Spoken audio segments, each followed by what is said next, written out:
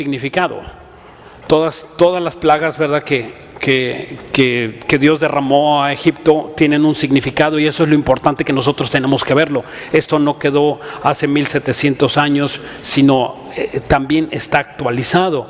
Sigue siendo ejemplo para el día de hoy. Pablo dijo, por ejemplo, en 1 Corintios 10:11, que estas cosas se escribieron como ejemplo y están escritas para amonestarnos a nosotros quienes hemos alcanzado los fines de los tiempos. O sea, ya todo esto estaba escrito, y tú digas, no, pues es que esto es del Antiguo Testamento. No tienes idea, todo está actualizado como si fuese el mismísimo periódico del Novedades de Acapulco. ¿Verdad? Esto es algo nuevo que está, de esto voy a hablar en la segunda conferencia, de que está actualizado, todo está perfectamente ligado, el Antiguo Testamento con el Nuevo. No podemos desechar ninguna parte del Antiguo, del Nuevo Testamento, no hay nada que desechar. Por eso sabemos que fue escrito por Dios. Vamos pues a Éxodo 8:20.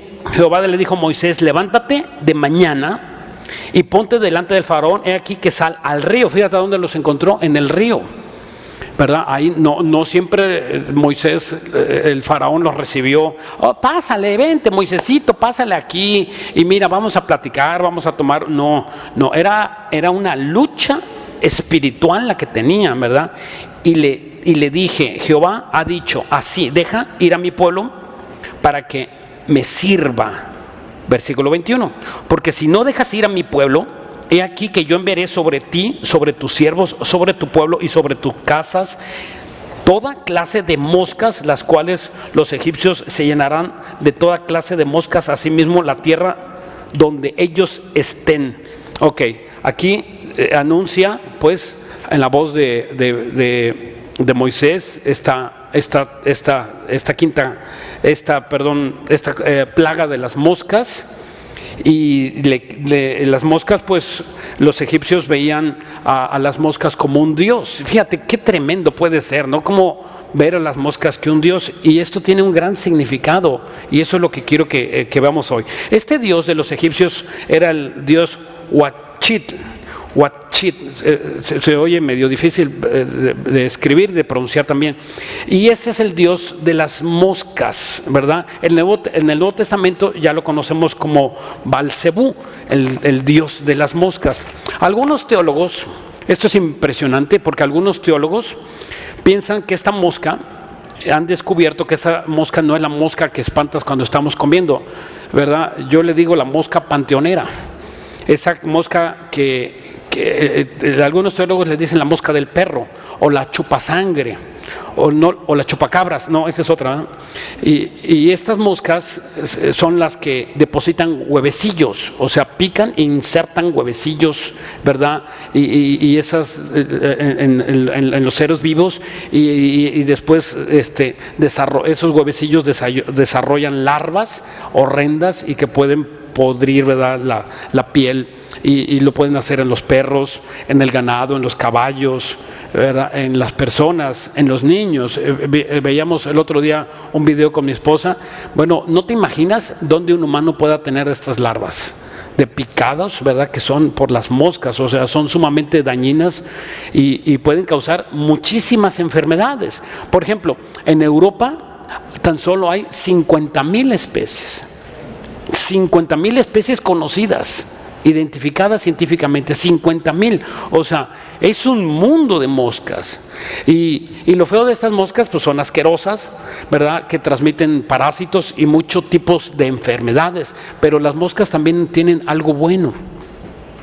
Fíjate, esto es importante entenderlo. Aunque las moscas, tú dirás, ¿qué de bueno tiene una mosca? Bueno, también son excelentes polinizadoras, ¿verdad? Transmiten el polen, ¿verdad?, igual que las abejas lo hacen, y ayudan a la descomposición de la materia orgánica. O sea, ¿verdad?, si un animal está muerto, esas moscas llegan y echan sus líquidos venenosos, ¿verdad?, y ayudan a descomponer mucho más rápido el animal que está ahí, para que no ¿verdad?, cause muchas más enfermedades. Es un diseño de Dios, y esto los egipcios lo entendían perfectamente, y eso es el centro de esta conferencia, que sabían perfectamente los beneficios y los daños, y le llamaron Dios, ¿verdad? Y ellos decían, pues si no nos pica, no nos morimos, no nos enfermamos. Ellos sabían eso. Entonces, ese es el mismo pensamiento que llega hoy. Y ¿verdad? Muchas personas creen en el mundo, ¿verdad? Que, por ejemplo, que creen que sus imágenes, sus representaciones de deidades, sus ídolos o sagrados, ellos creen, y a lo mejor tú lo creías también, que ese ídolo que tú tenías te hacía bien, pero también te hacía mal. Por ejemplo, muchas personas que son adoradores de la Santa Muerte o de deidades, ¿verdad? Que ellos creen que, ¿verdad? Que están adorando a un Dios, y ellos creen, bueno, es que yo le tengo que adorar porque si no le adoro se puede venir en contra mía. Y ese es el pensamiento que tenían los egipcios y el mismo pensamiento que tienen hoy. Yo una ocasión, un brujo, antes de ser cristiano, yo era empresario, y un brujo me dice, no tienes idea cómo Dios te va a reclamar todo lo que te ha dado. Te va a cobrar en una de tus hijas, en tu esposa, en una barbaridad, vas a sufrir y vas a llorar. Me dijo a mí un brujo, ¿verdad? Gracias a Dios conocí al Señor y no conocí esa parte, ¿verdad? Entonces, como el mundo cree, ¿verdad? Que Dios le va, incluso el Dios de la Biblia dice, no, yo no conozco a Dios, porque si supiera Dios todo lo que yo hago me va a castigar. Y esa es la ignorancia, ¿verdad? Maldita de Satanás, que pone en los humanos pensando que va a venir una calumnia, un problema mucho más grande. Por ejemplo, a mí me gustan mucho los documentales. Estaba viendo un documental impresionante de un periódico en los Estados Unidos, y este hombre periodista, pero de esos periodistas que se meten profundamente, y estuvo analizando la iglesia romana, la apostólica romana, en muchas partes del mundo, y se ven los documentales cómo va a Francia, a Inglaterra, a los Estados Unidos, a Centroamérica, y viaja él investigando el problema de los sacerdotes que habían violado a los niños. Y él calculó, ¿verdad? Y en su documental, ¿verdad? Dice que había más de 7,000 sacerdotes, 7,000, échate eso, 7,000 sacerdotes acusados de violación o de abuso en niños, infantes, en niñas. O sea, y él decía, ¿verdad? A mí me impactó, decía, él se veía que tenía hacia la religión católica apostólica, tenía como que le agradaba. Se veía que no era duro con la religión católica en sus declaraciones, pero dice al final, ¿verdad? Caminando, imagínate cómo va caminando ahí en las escaleras de un templo gigante ahí en Nueva York, y va caminando, y dice él, ¿cómo es esto? Dice, ¿cómo funciona la religión y cómo funciona Dios? Porque él decía que era Dios, aunque sabemos que Dios no está ahí, Dios no habita en templos, dice la Biblia. Y dice él, ¿cómo puede ser Dios que trayendo tantas cosas buenas también hace cosas malas? Y es el mismo pensamiento de las moscas, ¿verdad? Él estaba diciendo, ¿cómo puede ser Dios que hace cosas buenas, pero también tenemos que pagar las cosas malas? Y eso no existe en la Biblia. Son pensamientos totalmente satánicos. Dios no trabaja así, cuando lo que Dios quiere es evitarte del sufrimiento y bendecirte. Dios no castiga cuando tú te acercas a Él. Imagínate si no existiera la iglesia. Si Dios nos pagara conforme a nuestras obras, pues tú no estuvieras ni yo tampoco. No existiera la iglesia, sino al contrario, Dios quiere bendecirnos y darnos, ¿verdad? Y no importa tu pecado, tu pecadote que tú tengas, el más cochino que tú te puedas imaginar, tú lo presentas a los pies del Señor, y Dios te limpia y te quita y te perdona y te restaura. Y dice la Biblia que Dios agarra tus pecados, los echa al fondo del mar, y dice, y ya nunca más me vuelvo a acordar de ellos. Ya Dios no se acuerda, ya Dios no te va a juzgar por eso. Pero como nosotros no entendemos eso, ay, ¿y qué me irá a pasar? Ay, ¿qué me irá a pasar? Pues ¿sabes por qué traes tu conciencia así? Porque no le has confesado tus pecados al Señor. En el momento que tú confiesas tus pecados, ¿por qué tienes angustia? ¿Por qué no duermes bien? ¿Por qué tienes miedo en las noches y sientes que te persiguen? Porque no has confesado tus pecados. En el momento que los confieses, Él es fiel y justo y te perdona. Apártese de pecado todo aquel que invoca el nombre del Señor. Entonces, no, ¿verdad? Es el mismo pensamiento por todas partes. Vamos a 1 Timoteo 4:1. 1 de Timoteo 4:1 dice aquí, hablando de estos sacerdotes, que de sacerdotes no tienen nada. A ver, déjame explicarte. El sacerdocio quedó abrogado y sellado con el último de los sacerdotes, y que fue nuestro Señor Jesucristo. Ya de ahí ya no se levantaron más sacerdotes, ya no existe el sacerdocio, se acabó. Tenemos un sumo sacerdote, el cual pueda compadecerse por nuestros pecados, dice en Hebreos. Y nosotros ya no hay sacerdotes humanos. Yo no soy sacerdote, nadie es sacerdote, pero ellos viven en el sacerdocio levítico, en la ley levítica, y no pueden entender que Jesucristo ya vino a salvarlos. Y dice aquí, dice en 1 Timoteo 4:1, pero el Espíritu dice claramente que en los posteriores tiempos, ¿qué son los posteriores? Los últimos tiempos, algunos apostatarán es afisteni, es apartarse de la fe, escuchando espíritus engañadores y doctrinas de demonios. ¿Y cuáles son esas doctrinas de demonios? Las que siguen, por la que hipocresía de los mentirosos, que teniendo cauterizada la conciencia, versículo 3, prohibirán casarse. ¿Ya los viste? ¿Quiénes son? Ellos, que prohíben casarse. Dice abstenerse de alimentos. ¿Qué es esa de abstenerse de alimentos? La cuaresma. La cuaresma, aquí está, prohibida de abstenerse de alimentos. ¿He oído de la cuaresma tanta barbaridad? Dicen, no, oye, no comas carne. ¿De dónde sacan? Aquí lo dice, que ellos sacan doctrinas de demonios. Aquí lo dice en versículo 1. ¿Cómo esas doctrinas de demonios? Dicen, ¿verdad? No comas carne. Y una vez me encontré a uno bien religiosote y le dije, oye, tú estás comiendo carne y tu religión dice que no debes de comer carne. Ah, es que como yo trabajo, yo sí puedo comer carne. O sea, ni siquiera ellos se ponen de acuerdo. ¿No dice así? Y lo dice en la Biblia católica, en la Biblia. Cualquier Biblia, la que tú me digas, dice esta frase. Esto no es exclusivo de las Biblias que nosotros usamos. Yo uso muchas Biblias. A mí me gusta Dios habla hoy, que es una de las Biblias que mucho le gusta a los católicos. Pero esto es la verdad. Esto es lo que dice la Biblia. Así dice, alimentos que Dios creó. Dice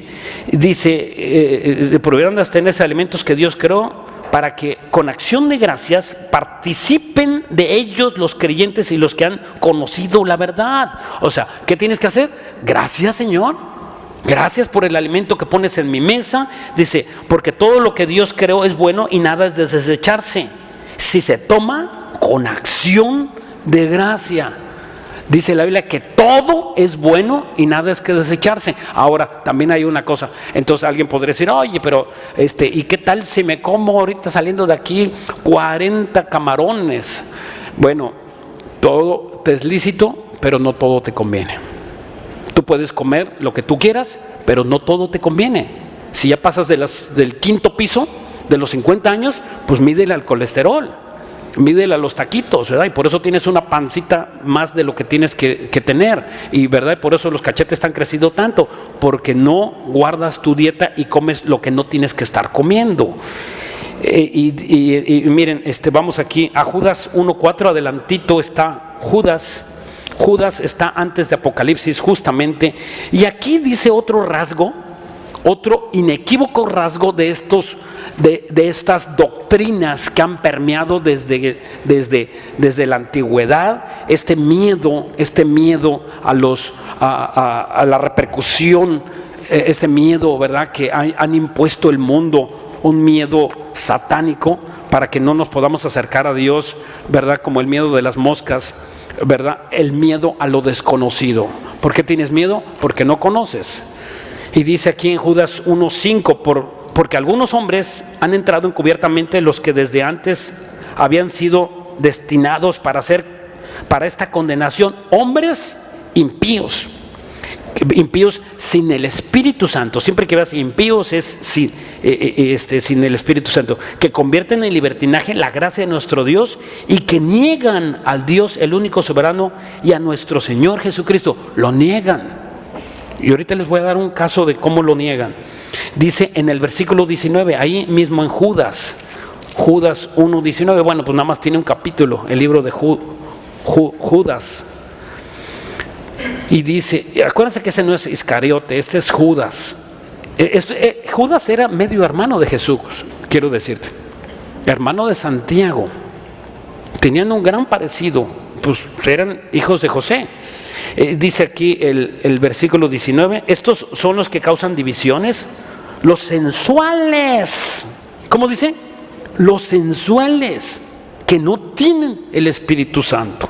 Que no tienen, estos sensuales, que verdad que es algo aberrante, como ellos, verdad, siempre la sensualidad. Una persona religiosa es sumamente sensual, una persona sensual es sumamente religiosa. O sea, son dos pecados que van juntos, la sensualidad y la idolatría, verdad, la religiosidad van juntos. Nosotros, hermanos y visitantes, no somos religiosos. Si tú eres un religioso, estás en pecado. ¿Qué significa ser religioso? Que te persignas hoy domingo y el lunes, martes, miércoles vas y eres, ¿verdad?, tremendo, y haces tu vida como tú quieres. Y viene ahí el sábado, ya te empiezas a consagrar, el domingo ya amaneces, ¿verdad? Dicen algunos, domingo de resurrección, ya estoy aquí otra vez, ya estás sobrio, pero no estuviste sobrio toda la semana. Y vienes aquí, ay Señor, alabado sea Señor, y el lunes a darle al pecado. Entonces ese es un religioso. Ese es un auténtico religioso. Y tú, siendo cristiano, también puedes convertir tu creencia en una religiosidad, ¿verdad? Y ya vienes cada domingo mecánicamente, ya sabes dónde te sientas, qué Biblia, ¿verdad? Y llegas a tu casa y no la abres. Eres un auténtico religioso. No oras, no hay cambio físico en ti. Te has convertido en un religioso. Ok, el faraón pues creía que sus dioses eran semejantes en poder al Dios de la Biblia.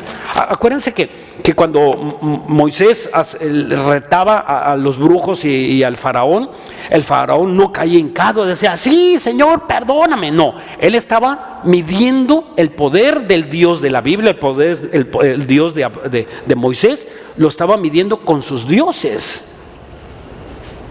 Él no creía que el Dios de la Biblia era mucho más poderoso. Quizá como tú, que Dios ha sido misericordioso contigo y no ha venido un mal, porque Dios es misericordioso, lento para la ira y grande en misericordia. Porque si sí hubiese creído el faraón, pues se convierte. Si se convierte, ¿qué necesita una persona para que se convierta? Pues creer que Jesucristo es el Hijo de Dios. Y cuando una persona cree que Jesucristo es Dios mismo, se convierte. Si cuando creen en una persona, entonces Cristo es Dios, sí, y Cristo vino a salvarme y murió por mí, sí, en ese momento esa persona reflexiona en su espíritu y se convierte.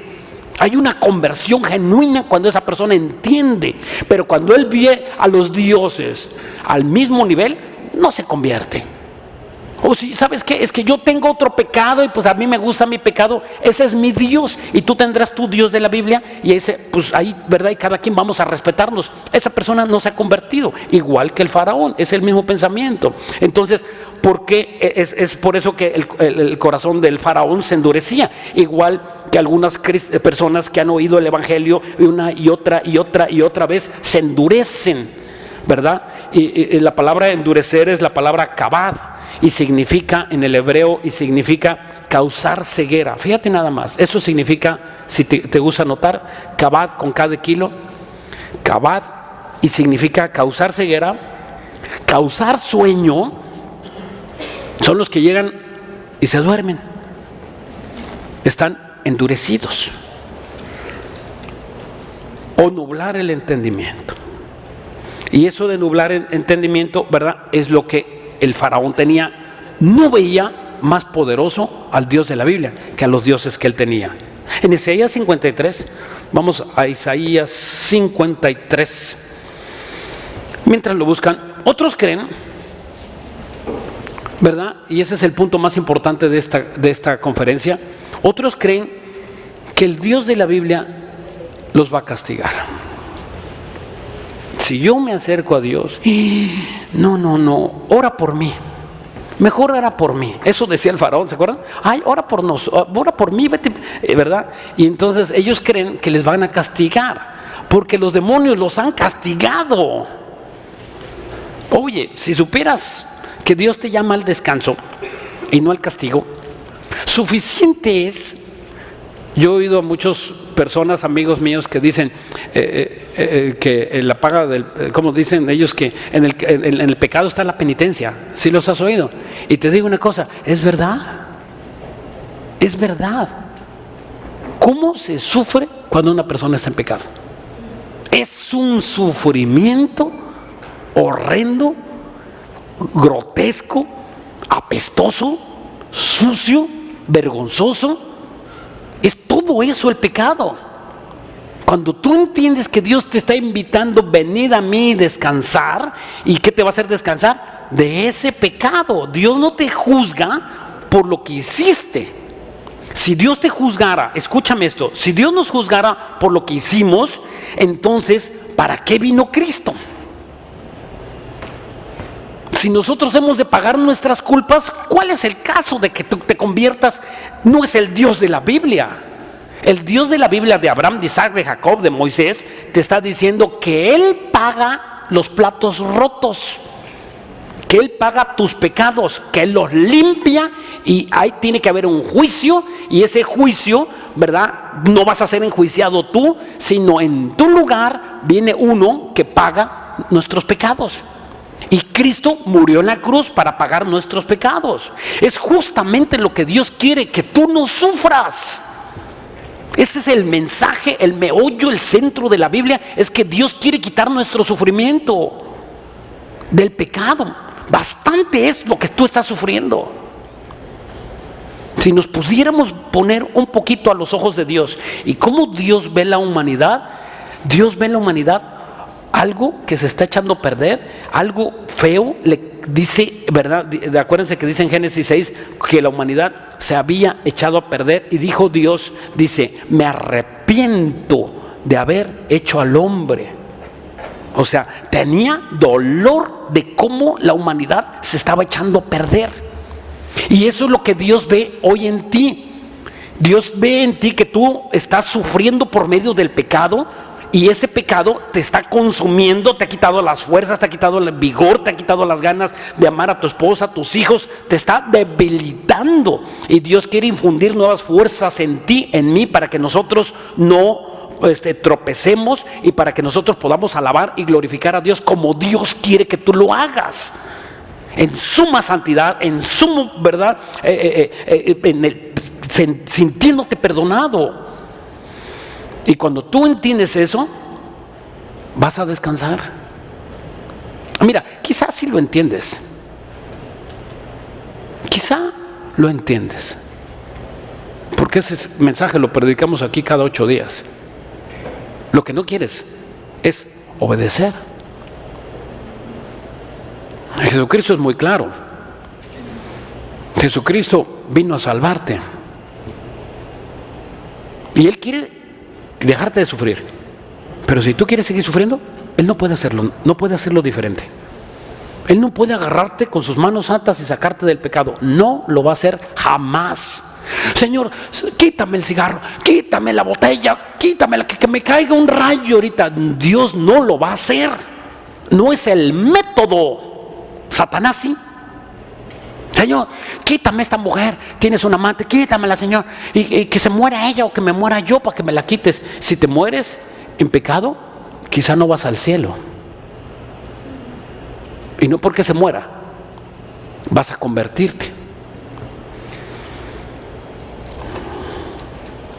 En Isaías 53:5 dice: mas él herido fue por nuestras rebeliones, molido por nuestros pecados. No aparece en las pantallas. El castigo de nuestra paz fue sobre él, y por su llaga fuimos nosotros curados. O sea, ¿qué quiere decir? Que él llevó nuestros pecados, ya los llevó, pasados, dicen Colosenses capítulo 3, pasados, presentes y futuros. Ya Dios llevó todos tus pecados. Él los lleva, ya los carga, ya no tienes que llevarlo tú. El llevar el pecado, el traer un pecado sin confesar, digo, yo lo he pasado, no nada más tú. Traer, ¿verdad?, un pecadito sin confesar, chiquito, grandote, ¿cómo te sientes? Y dices: ay, ahorita llego a mi casa y ahorita me pongo a cuentas, y de repente salen las noticias de, oye, se te olvida, y ya te duermes, y al otro día te levantas todo chueco, y verdad, y de malas, mal y de malas. ¿Por qué? Porque traes un pecado sin confesar. En Hechos 18 vemos otro caso en Hechos 18.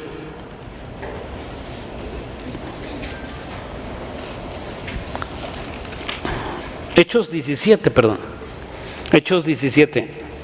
Otro caso de personas que creían que Dios los iba a castigar. Creían que Dios los iba a castigar, fíjate, y eran unos religiosos. El apóstol Pablo se acercó con ellos, era ahí en Grecia, se acerca, él estaba predicando en Grecia, en Atenas, Grecia justamente, y se acerca a unos filósofos de esa antigüedad, y estaban ahí en el Areópago, un lugar al aire libre. Imagínate, ¿verdad?, las columnas gigantes, hermosísimas que tú ves ahí en las postales, y ahí estaba predicando el apóstol Pablo. Se acercó y ellos querían que nada más les compartieran cosas nuevas, y se acerca el apóstol Pablo, ¿verdad? Era un lugar muy peligroso, porque podían, si no les gustaba, pues podían matarlo, cortarle la cabeza, y no nos gusta, está diciendo tonterías, ¿no? Y dice aquí en el versículo 19, estamos Hechos 18, 19. Y le trajeron al Areópago, diciéndole: ¿podremos saber qué es estas nuevas enseñanzas que hablas? Le preguntaron. El versículo 20: pues tú traes a nuestros oídos cosas extrañas. Queremos pues saber qué quieres decir con esto.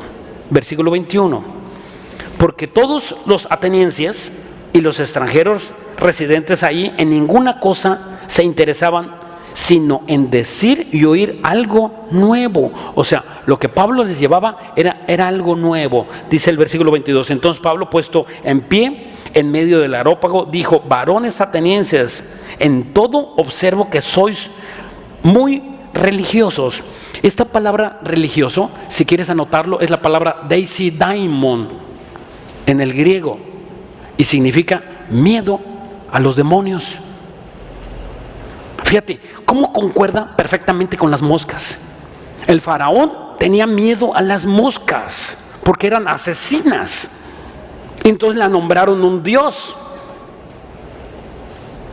Y aquí también estos tenían miedo a los demonios, tenían miedo por las represalias a los demonios, cuando con un demonio nadie puede hacer un pacto. El demonio, no creas que va a ser tu amigo. Hay personas que yo he oído que dicen: no, es que yo tengo un amiguito que viene en la noche y platico con él. Amigo, es un demonio que te quiere cortar la cabeza. Nada más dale lugar.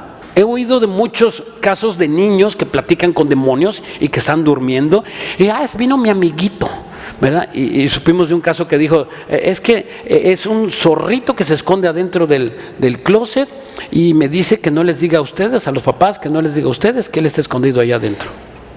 ¿Sabes qué es eso? Demonios. El demonio o un ángel o alguien que ¿verdad?, que diga: ay, vino aquí una presencia espiritual, es un ser de luz, y te esté dice la Biblia que si no es Dios por medio de la Biblia y si esa persona no te dice versículos bíblicos, no le creas. No es Dios, no es Jesús y ni tampoco un enviado de Dios. Los ángeles enviados de Dios te van a decir versículos bíblicos, ¿verdad? Y aunque puede ser engañado, por el apóstol Pablo dijo que muchos de ustedes pueden recibir otro espíritu pensando que reciben el espíritu de Dios. Y están en sus casas, no, este pastor no entiende las manifestaciones, porque este pastor no entiende que yo tengo visitas espirituales, el Espíritu Santo me visita todas las noches. Bueno, ni a Pablo le sucedía eso. Ni Pablo veía a Jesús todas las noches. ¿Tú quién crees que eres? Eso más seguro que es un chamuco, el que está tratándote de robar la paz. ¿Y por qué no lo reprendes? ¿Por qué no le dices, sácate de aquí, demonio? Y si es de Dios te va a dar un versículo. Y si no es de Dios, se va a ir. Pero no lo puedes reprender porque te da miedo. Porque muchas personas no pueden, ¿verdad?, dejar a la Santa Muerte, por ejemplo. La Santa Muerte es un demonio. Esos adoradores de la Santa Muerte les hemos compartido. Y ellos, un día el grupo de evangelismo agarraron un hermano se convirtió y le hicieron el plan de salvación y traía aquí su Santa Muerte. Muchos policías, militares, desgraciadamente, que eran de la Santa Muerte. Y una vez que se ponen y se cuelgan la Santa Muerte, ellos y la traen aquí, y tú, aunque se conviertan, y dicen, a ver, quítatela, tú ya crees en Dios, ¿no? Quítatela. Y dice, no puedo. ¿Y sabes por qué? Porque tienen miedo a los demonios. Otras personas que se convierten, aquí hemos recibido, y dice, pastor, aquí le traigo esta cosa con la que yo no me puedo deshacer. Y traen ahí una deidad, y digo, échamela para acá. Y la recibimos y las destruimos. Porque tienen miedo a los demonios. Muchas personas, y si quito mi imagen de mi casa, ¿y qué tal si me va a repercutir y me va a quitar un hijo? Ese es miedo a los demonios. Entonces, ¿qué están pensando? Que Dios no tiene el poder para guardarnos. Y cuando tú entiendes que Dios es más grande que Satanás, más grande que los demonios, entonces tú puedes confiar plenamente en Dios. Hay personas que trabajan en la policía, en el ejército, en lo que sea, ¿verdad? Y que están en contra de la delincuencia y ahí tienen miedo. Ay, espérate, es que sabes que tú no entiendes quién es Dios. Y la Biblia dice que Dios ha puesto a las autoridades y las autoridades están puestas por Dios para infundir para infundir primeramente la ley, ¿verdad? La ley se tiene que aplicar, y cuando tú aplicas la ley y tú no eres corrupto, Dios te respalda y nadie puede tocarte. Por ejemplo, ¿tú crees que Moisés le daba miedo, llegaba con miedo con Moisés? Con el faraón, iba temblando. Aarón, acompáñame porque vamos a ir al faraón y estoy temblando, ¿qué tal si nos matan ahí? No, ellos iban firmes. Cobarde tú, que no entiendes quién es Dios. Ellos iban firmes y le hablaban con la cara en alto, le decían al faraón, faraón, arrepiéntete, vamos a mandar una plaga de moscas, Dios la va a mandar y va a destruir. Les hablaban con fuerza y con autoridad. Y así nosotros tenemos que ser, sabemos quién nos respalda. Y cuando tú sabes quién te respalda, estás lleno de toda la autoridad. Que el diablo sea el que tenga temor, tenga miedo. Dice la Biblia que los demonios creen y tiemblan y son más obedientes que muchos cristianos. Cuando tú invocas el nombre de Jesucristo, ¿sabes qué, demonio? En el nombre de Cristo Jesús, quítate, porque voy a pasar. Se quitan. Tú vas en la costera y ves unos delincuentes, tú empiezas a orar y se van y se desaparecen. La oración del justo puede mucho. Pero son armas, ¿verdad? Tenemos una espada aquí y no la sacamos. Ahí enfundada y la traes, ¿verdad? Ahí la traes todo el tiempo enfundada. Cuando tú la sacas, entonces los demonios se apartan. ¿Para qué queremos, verdad, cristianos con la espada envainada? Dice el dicho, ¿verdad? Hay que sacar la espada. ¿Cuál es la espada? Los versículos bíblicos. En el nombre de Cristo Jesús, la Biblia dice que mayor es el que está con nosotros que el que está en el mundo, y se abren las tinieblas. Pero hoy vives atormentado. Ay, no será, este es malo, muy malo. ¿Y qué importa que sea malo y muy malo? ¿Qué le tienes miedo? Si Dios contigo, ¿quién contra ti? No dice, ¿verdad? Que estaba, este pasaje a mí me encanta, me llena de fortaleza siempre que lo recuerdo. Estaba en Primer Reyes Elías, y Elías iba con su siervo Eliseo, y iban y se ven una guerra, y eran miles que venían contra ellos dos. Y dice, ahora sí nos morimos, Eliseo, ya, ahora sí, Elías, nos morimos. Y dice, Señor, ábrele los ojos a este menso. Oró al Señor y Dios le abre los ojos. Y dice, ahora sí, voltea. Y cuando Eliseo volteó a ver, eran millones de ángeles que venían con ellos. Pero no se nos permite ver nuestros ángeles. Y mira, hablando de ángeles, ¿para qué queremos ángeles si tenemos al Rey de Reyes y Señor de Señores? Si tienes a Cristo en tu corazón, ¿para qué quieres los ángeles? Dios te puede guardar con su presencia, con sus ángeles, ¿verdad?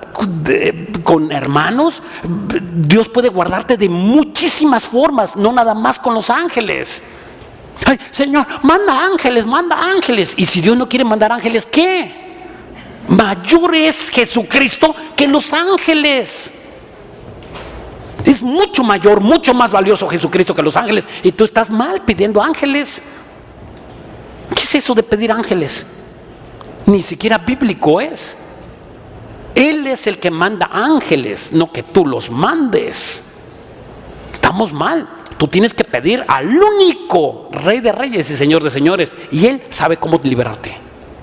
Eso de que manda para acá, y manda para allá, y manda para allá, y manda para acá, es algo aberrante, ¿verdad? ¿De dónde lo aprendiste? De la filosofía del mundo. Me decía el otro día una persona, decía, me decía, oye pastor, hay que hacer esto y esto y esto. Y le dije yo, pues vamos pues no sé, déjame verlo. Dice, no, decláralo. Y dije, ¿cómo? Sí, decláralo. Y le dije yo, ¿y la oración dónde queda? O sea, ¿qué es más? ¿Declarar o orar? Y esa filosofía se ha introducido en las iglesias. Es de un sabio Aristóteles, ¿verdad? Que introdujo la declaración positiva, y ahora ya se infiltró esa doctrina de herejía en las iglesias, y ahora ya usan decláralo. Y cuando una persona lo declara, se olvida de la oración. Se olvidan de la soberanía de Dios. No entienden la soberanía de Dios. Cuando dice en la Biblia que Dios es soberano, Él hace como quiere y cuando quiere. No porque tú lo declares y quieras y lo desees. No son nuestros deseos, es nuestra oración. Lo que mueve a Dios es la oración. Que tú te pongas de rodillas, la humildad, que tú te humilles a Dios y que le digas, Señor, líbrame de esto, líbrame de este enemigo, líbrame de este pecado. Y entonces Dios te oye. Pero si tú te declaras como, ¿verdad?, como grupos de autoayuda, no, yo soy fuerte, soy grande y ya dejé el alcohol, ¿verdad? Y hoy ya no bebí, y entonces ¿qué están haciendo? La declaración positiva, y eso Dios no lo escucha. Tú tienes que entender que Dios oye la oración, el corazón contrito y humillado. Dios no lo desprecia. Ponte de rodillas. No quiero, ponte. Y cuando tú te pones de rodillas, esa oración no la desprecia a Dios, porque te estás humillando a Dios, al Padre. No te humilles a las personas. Humíllate a Dios y vive de rodillas.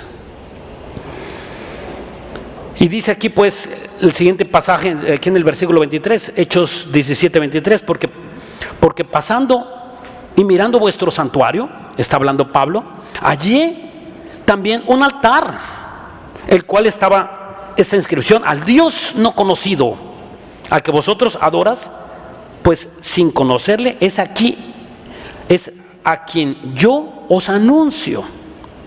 El Dios que hizo el mundo y todas las cosas que hay en él, siendo Señor del cielo y de la tierra, no habita en templos hechos por manos humanas, ni es honrado por manos de hombres, como si se necesitase de algo, pues Él es quien da a todas la vida, el aliento y todas las cosas. Versículo 26. Y de una sangre ha hecho todos los linajes de los hombres para que habiten sobre la faz de la tierra, y les ha prefijado el orden de los tiempos y los límites de su habitación. Versículo 27, para que busquen a Dios, si en alguna manera palpando puedan hallarle, aunque ciertamente no está lejos de cada uno de nosotros. Versículo 28, porque en Él vivimos y nos movemos. Somos como algunos de vuestros propios poetas también ha dicho, porque linaje suyos somos. O sea, aquí Pablo les dice quién era Dios y que ellos no conocían y que les tenía miedo. O sea, déjame decirte, Satanás no está al nivel de Dios. Satanás es un siervo de Dios, es un esclavo, es un ayudante, es un enviado. Satanás no puede tocarte a ti y a mí si no es Dios quien lo permite. No puede venir un problema, no puede venir una situación, no puedes tener una tentación si no es Dios quien lo permite. Dios es el rey, el creador del universo, y también hizo a Satanás. Nada más que Satanás se corrompió y se hizo malo, no hizo el mal, como tampoco Dios no te hizo malo a ti. Tú eras un bebé hermoso. Cuando estabas en los brazos de tu mamá, nunca pensó tu mamá en lo que te ibas a convertir. Nunca. Ni siquiera le pasó por la mente. Igual Satanás. Ok, ahora que nosotros entendemos en qué nos hemos convertido, está claro que tú necesitas a Dios.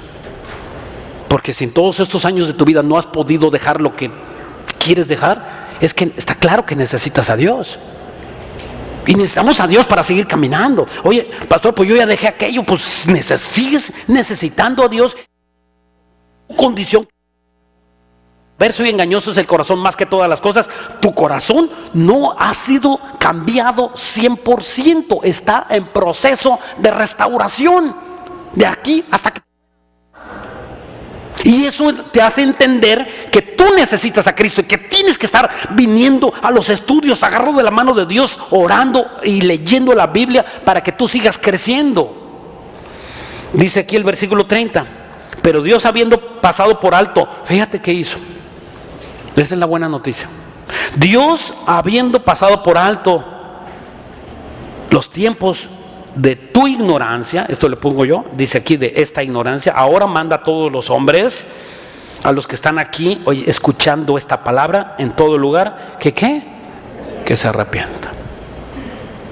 No siento arrepentirme, no es que sientas, más bien nunca vas a querer arrepentirte. Mira, si tú quieres arrepentirte, no es de Dios. Nadie quiere arrepentirse. Nunca nadie quiere arrepentirse. Nadie quiere arrepentirse. Cuando no quieras arrepentirte es que realmente ya estás listo para arrepentirte. Es no cuando tú crees, sino cuando Dios llama. No es cuando nosotros creemos, sino cuando Dios te está llamando. ¿Qué quiero decir? Que muchos están teniendo lucha ahorita de decir, ¿y si me arrepiento? Bueno, pero no siento. No es que sientas, sino es por obediencia. El sentir no te cambia. Ok. Deuteronomio 32. Vamos a Deuteronomio 32. Aquí en Deuteronomio 32 tenemos que tener claro que un ídolo no tiene poder. No tiene absolutamente nada de poder. No tiene poder un ídolo.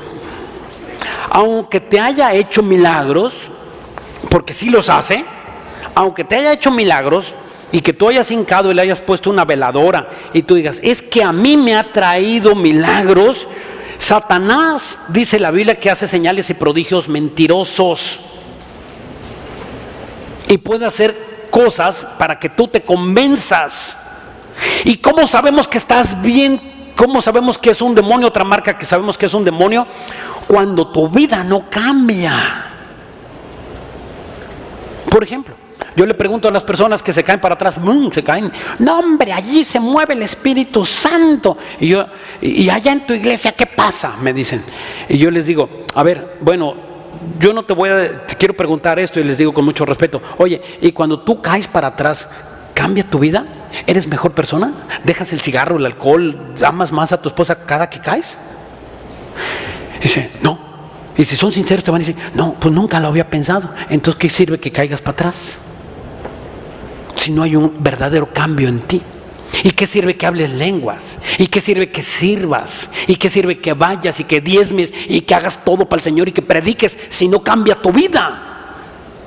Así se hace el maestro y se hace el predicador o se hace un pastor. ¿Qué importa si tu vida no cambia? ¿A quién quieres engañar? Necesitas tú a Cristo para que sigas cambiando. Y dice aquí en Deuteronomio 32, 39, velad ahora, ved ahora que yo soy y no hay dioses conmigo. Yo hago morir y yo hago vivir. Yo hierro y yo sano. No hay dioses con Dios. No hay ningún Dios con Dios. Dios seguirá siendo Dios hasta la eternidad. Como un loco en Guatemala dijo que éramos dioses. Y le digo loco porque es un blasfemo. Es un hombre que está en contra de lo que dice la Biblia. Y no me gusta balconearlo seguido, pero tenemos que hacerlo. El apóstol Pablo hablaba de, ay pastor, no hables mal de otro. ¿Sabes qué? El apóstol Pablo hablaba de Alejandro el Caldero. Dice, cuidado, porque Alejandro el Caldero me ha causado muchos males. Pues tú no sabes cuántos nos ha causado daños esos predicadores de la prosperidad. Siempre que alguien viene y dicen, ¿y ahí es donde ustedes piden dinero? Ese es el daño que nos han causado. ¿Y cuánto dinero tengo que dar por ir?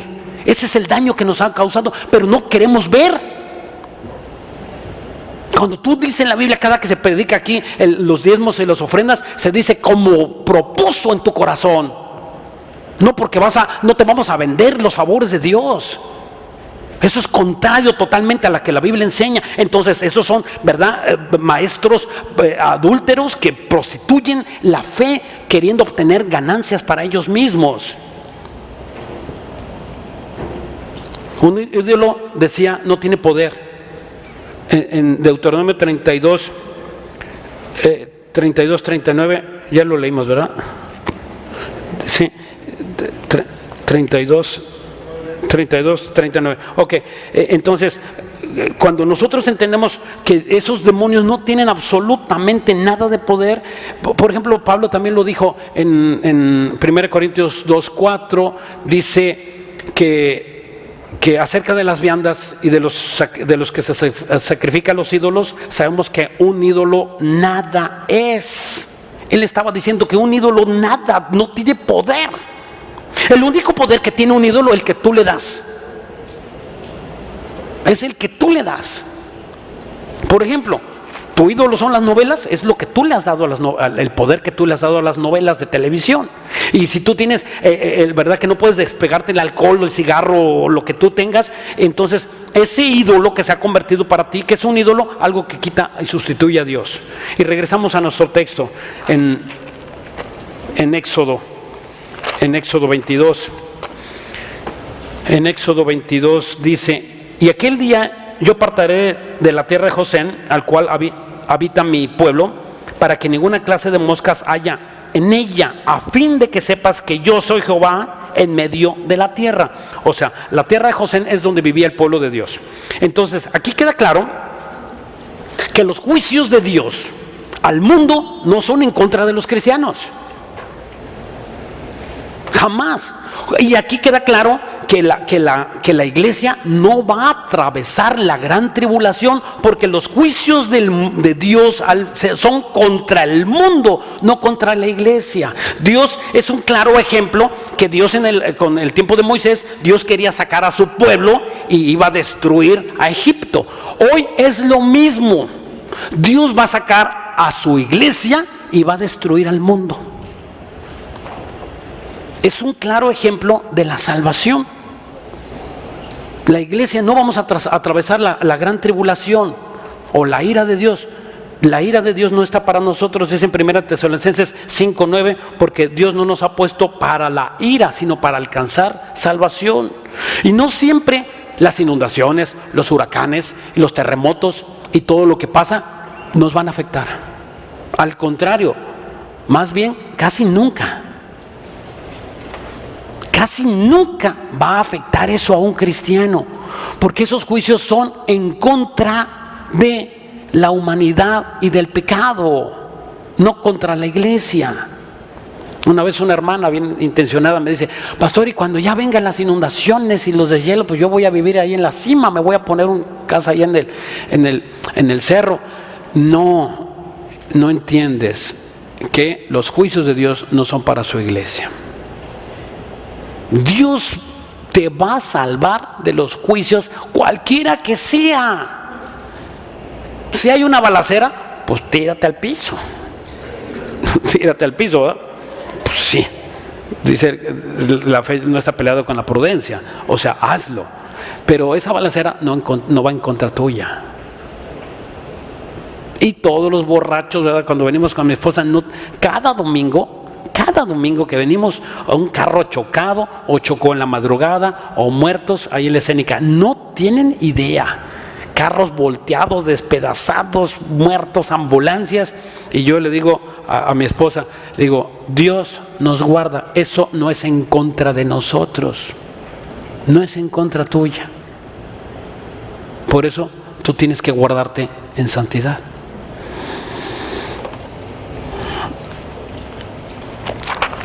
Regresamos a Éxodo 8. Y es la primera vez que el faraón intenta negociar. El faraón queriendo negociar con Moisés. Es como aquel que jura: Señor, te juro que oras, te juro. ¿Sabes qué estás haciendo?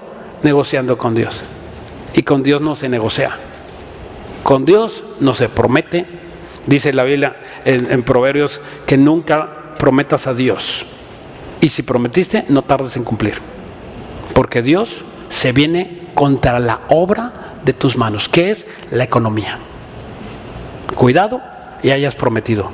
Mejor es que no prometas, mejor es que prometas y cumplas, y mejor que no prometas, mejor es que no prometas para que no te metas en problemas. Y entonces esta es igual que la plaga de las langostas. Las langostas también quiso negociar, y las tinieblas. ¿Y sabes por qué? Por el miedo. Cuando vio tanta cosa y las moscas, sintió miedo. El miedo que le infundían las moscas. Ellos nombraron al dios de las moscas por miedo. Entonces, aquí esto es impresionante. Vamos aquí al versículo 25. Dice: entonces Faraón llamó a Moisés y a Aarón y les dijo: andad, ofreced sacrificio a vuestros dioses en la tierra. Y Moisés respondió: no conviene que hagamos así. Le está diciendo el faraón, dice: hagan aquí un sacrificio. No conviene que hagamos así, porque ofreceríamos a Jehová a Dios la abominación de los egipcios. He aquí, si sacrificáramos la abominación de los egipcios, delante de ellos, ¿no nos apedrearían? Pues claro que sí, porque para ellos los animales eran unos dioses. Versículo 27. Camino de 3 días iremos por el desierto y ofreceremos sacrificios a Jehová nuestro Dios, como Él nos diga, o como Él nos dirá. Entonces, esto es importante. ¿Qué estaba diciendo aquí? Moisés le dice al faraón, el faraón le dice a Moisés: hagan aquí ustedes un sacrificio, y y hagan, ¿verdad?, presenten sacrificio, vamos a unirnos, todas las religiones somos igual, y esto es una de las tonterías más, ¿verdad?, más inequívocas que puede haber en contra de Dios. No todas las religiones somos igual. Si tú piensas, ay, ¿qué de malo? ¿Qué de malo? ¿Qué de malo que yo vaya a aquella iglesia? ¿Y qué de malo que yo sea el padrino? ¿Y qué de malo que yo sea la madrina? ¿Y qué de malo que vaya a la iglesia católica? ¿Y qué de malo que tome la hostia? ¿Sabes qué? No has entendido que el Dios de la Biblia es un Dios celoso. Y Dios te cela. Es un celo que tiene por ti. Es un celo como de hombre con una mujer. El hombre guarda a su mujer, la cuida y la cela, no con un celo enfermizo, pero la cuida, la ¿verdad? ¿Y quién es aquel que se te acercó? ¿Y quién es ese cuate que se está quedando bien? La celas, ¿no es verdad? Cuando la amas. Si no la amas, no la celas. O sea, así es Dios con su iglesia, la cela. Y no podemos nosotros ofrecer sacrificios donde Dios no nos ha dicho que nosotros hagamos sacrificios. El único sacrificio que nos está permitido es la ofrenda de adoración que tú puedes hacer. Los sacrificios ya quedaron abolidos con el sacrificio perfecto de la cruz en Jesucristo. Ya no hay más sacrificio que tengas que hacer. Y ahí es donde nosotros no entendemos, ¿verdad? Porque pensamos cosas totalmente contrarias a lo que dice la Biblia. Por ejemplo, déjame ponerte un ejemplo. La iglesia episcopal, sin duda, he estado estudiando sobre esto, sin duda la iglesia más antigua de toda la faz de la tierra, iglesia cristiana, fundada con la Biblia. Hombres de Dios con oración y ayuno fundaron esa congregación, la iglesia episcopal. Sucede en Inglaterra, con más de 1800 años de antigüedad. 1800 años de antigüedad tiene esa congregación. Bueno, hoy día, el máxima autoridad es un obispo y es gay. Y después su segunda es una lesbiana. Y hicieron un libro que dice que Jesucristo no es Dios, que la salvación es por obra. Y nosotros no podemos tener arreglo o pacto o negociación con una persona que cree que la salvación es por obra y nosotros creemos que es gratis. ¿Qué comunión tiene la luz con las tinieblas? Cuando ellos piensan que una salvación hay que hacer obra, cuando dice la Biblia que nosotros ya hemos descansado de nuestras obras. ¿Qué comunión hay con una persona que es de las tinieblas y nosotros que somos la luz? Y cuando tú caminas con una persona que cree que hay que portarse bien para que Dios llegue al cielo, y cuando dice la Biblia, y aunque seas pecador, llegas al cielo si tú te arrepientes. ¿A qué Dios y con qué Dios vas a servir? ¿Con quién vas a pactar? ¿Cuáles van a ser tus creencias? ¿Cuáles van a ser tus límites? ¿Hasta dónde vas a juntarte con un no cristiano? Con una persona que cree que la salvación se pierde y cree que hay que guardar la salvación y que hay que hacer obras para tener la salvación. ¿Con qué personas vas a convivir? Vas a poder ir a hacer un rezo y te puedas meter ¿verdad? Donde están los masones o tener alguna creencia o simpatizar con otra creencia cuando tú tienes a Cristo en tu corazón. Nosotros no podemos negociar con el mundo. Nosotros no somos del mundo. Tienes que crecer para que tengas ese conocimiento. Tienes que ir a un estudio de mujeres o de varones o con tu esposa, no sé, para que tú puedas crecer y digas, ah, caray, esto la Biblia lo prohíbe. Sí, porque Dios es un Dios celoso. Líbrenos el Señor de nosotros pensar cómo se debe de adorar, hermanos. Que Dios nos libre. La forma de adorar está escrita en la Biblia y cómo debemos de hacerlo. Cómo debes de rendirte a Dios. ¿Cuál es el sacrificio que se hizo por los pecados? Y no una misa, y no un santo, o una imagen, o lo que tú quieras pensar. Dios es un Dios celoso. Si te puede librar, quédate con este pensamiento. Si te puede librar una imagen, si te puede librar una persona con una oración, echándote agua bendita, vendiéndote un escapulario, vendiéndote una pata de conejo, si te puede librar esas cosas, ¿para qué murió Cristo?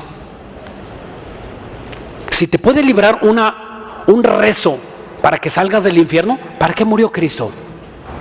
¿Qué necesidad de que Cristo haya muerto en la cruz y haya sido crucificado y haya desgarrado su piel y por voluntad de Él? Él entregó su cuerpo. Él dijo antes, pongo mi cuerpo y voy a tomar mi vida otra vez.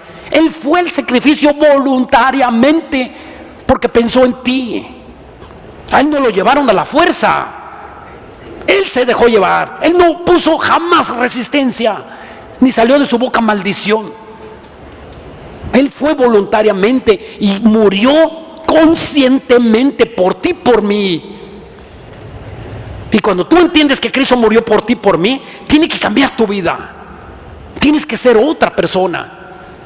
Tienes que renovar tu pensamiento, como dice en Romanos 12:1, que renovemos nuestro pensamiento y podamos pensar como Dios piensa, no como el mundo piensa o como el mundo te quiere acomodar.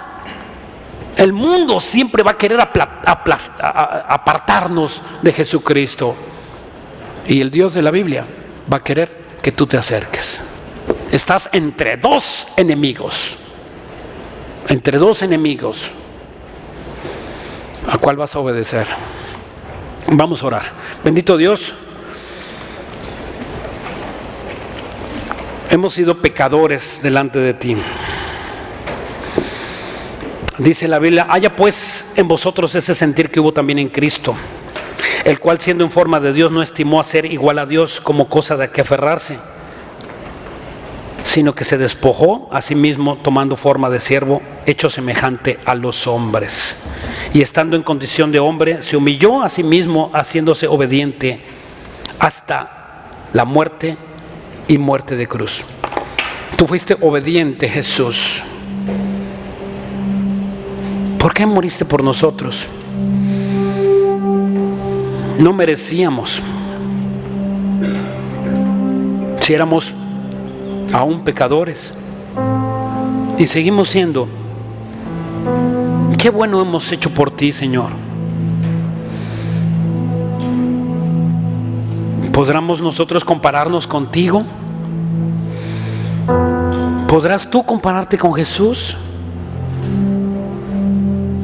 Y si tú no te puedes comparar con Jesús, porque Él es santo, bueno, perfecto, y tú y yo somos imperfectos, esto muestra que tú necesitas a Jesús.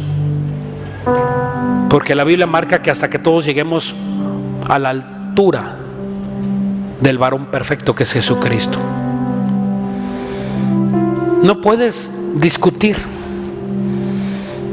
Dios te ha abierto el entendimiento y te está diciendo, no alcanzas los requerimientos que yo pido. Lo único que podemos hacer es arrepentirnos. Para que tú nos tomes, Señor, en tus manos una vez más, nos vuelvas al camino y nosotros podamos, Dios, caminar lejos del pecado. Separados de ti, nada somos. Perdónanos, Jesús. Si tú pecaste, dile a Dios, perdóname.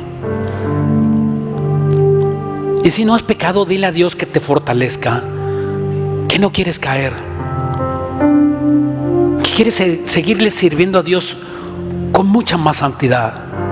Siempre habrá algo que hacer con nuestra santidad. Siempre estamos caminando al camino de la perfección. Gracias, bendito Señor. Si tú no tienes a Cristo como tu Señor y Salvador, si tú nunca lo has hecho tuyo y tú nunca habías oído este mensaje, dile a Jesús que te perdone. Perdóname. Quiero caminar contigo. Quiero que me limpies Límpiame, Señor, de todas mis maldades, de todos mis pecados. Ya no quiero este pecado para mi vida. Díselo así con tu corazón. Ya no quiero más, este pecado me está hundiendo. Quiero que me fortalezcas a partir de este momento y hasta la eternidad. Te recibo pues, Jesús, como mi Señor y como mi Salvador. En el nombre de Cristo Jesús. Amén y amén. Dios los bendiga, hermanos.